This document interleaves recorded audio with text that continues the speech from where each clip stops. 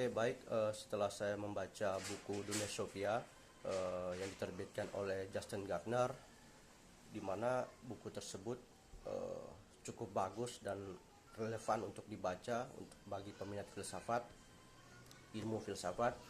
Dan saya juga melihat isi dari buku tersebut, di mana melihat dan mengupas isi pemikiran dari Bambang Sugiarto. Nah, seperti yang dikatakan Bambang Sugiarto, bahwa kebanyakan orang mengatakan filsafat adalah ilmu yang mengawang-awang atau terlalu tinggi. Meskipun demikian, filsafat tak mesti dilihat seburuk itu, karena pada dasarnya filsafat adalah gerak nalar yang wajar. Seperti yang dikatakan Bambang, filsafat adalah ilmu yang sistematis, pengalaman bernalar dan kecenderungan ingin tahu terhadap segala jenis ilmu pengetahuan secara etos, logos, ataupun patos.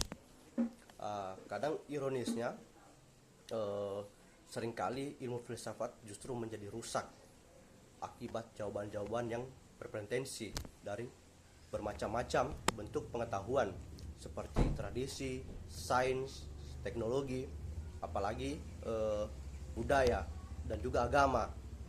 Ya, memang betul filsafat terdengar seperti ilmu yang mengawang-awang dan abstrak.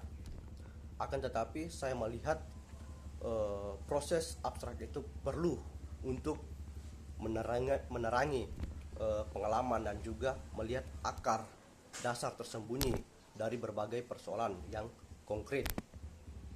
Dan juga saya melihat bahwa ilmu filsafat berguna untuk berpikir secara kritis terhadap segala ilmu yang biasa digunakan saat bertanya ataupun mempertanyakan. Serta filsafat juga penting dalam menghindari pertanyaan yang bersifat kenaifan, empirik, dan teknis.